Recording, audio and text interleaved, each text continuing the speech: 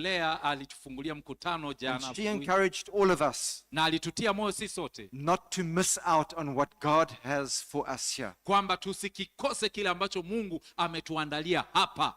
And not to look at the natural circumstances, Na tusiangalie haya mazingira ya not to nje, look at the problems, wala tusiangalie matatizo, not to think, what are we going to eat? wala tusifikirie hivi tutakula nini, How are we going to sleep? tutalalaje. The mosquitoes were plenty last night. Jana kulikuwa na mbu wengi. When we start to look at all those things, Tukianza kuyatazama hayo, we miss tutakosa in the spirit katika roho what the Lord wants to do in our lives. kile ambacho Mungu anataka kufanya maishani mwetu. Let us keep our eyes on Jesus Hebu tumtazame Yesu throughout this week katika juma hili lote, so that we can benefit ili tuweze kufaidika from everything that the Lord has for us. katika kila kitu ambacho Mungu ametuandalia. Amen. Amen. Amen. Amen. God bless you. Mungu awabariki.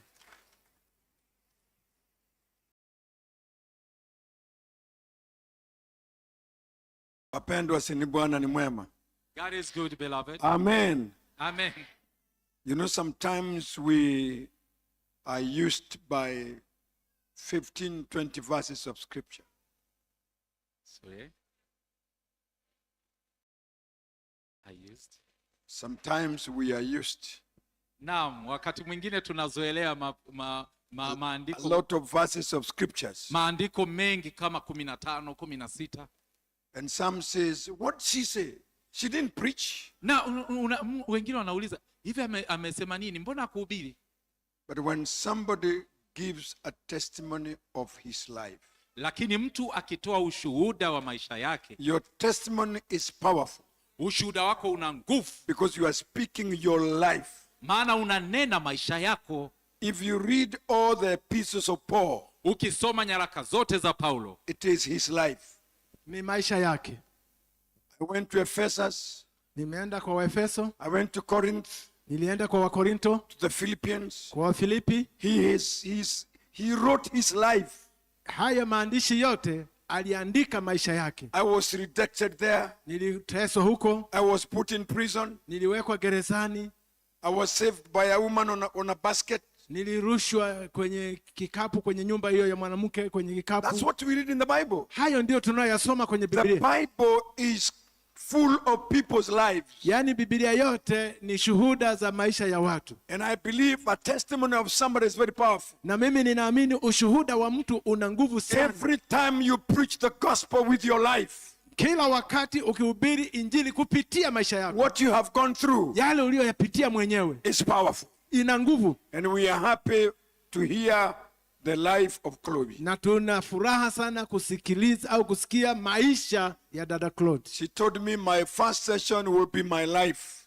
Na aliniambia ushuhuda wangu au ujumbe wangu wa kwanza utakuwa maisha yangu. Then the second day I opened the Bible. Na siku ya pili nitafungua Biblia. So let's give her a good hand clap for Sasa that. hebu tumpe makofi mazito.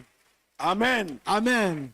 So we want all to stand. Kwa hivyo hebu tusimame sisi sote. If you want to go and leave yourself quickly, Ukitaka kwenda kujiweka sawa kwa haraka, but we are going to take a time to worship the Lord here. lakini wakati huo tutaendelea na kuchukua muda wa kumsifu Bwana hapa. And as we take this session Na to praise the Lord, tukiendelea na kipindi hichi cha kumsifu Bwana, if anybody want to leave herself, kila mtu akitaka kwenda kujiweka sawa, rush quickly and come. nenda haraka, rudi. But the service is on.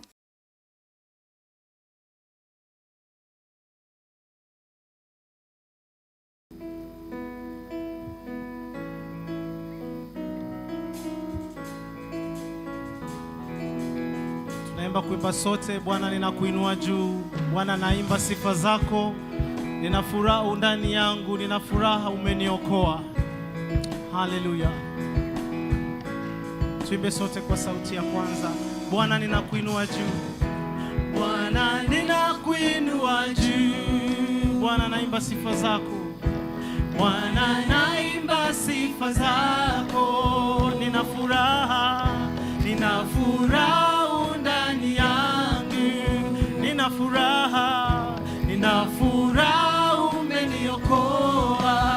Tuimbe sote. Bwana ninakuinua, Bwana ninakuinua juu. naimba sifa zako Bwana, naimba sifa zako. nina furaha ndani yangu, Furaha ndani yangu. nina furaha umeniokoa.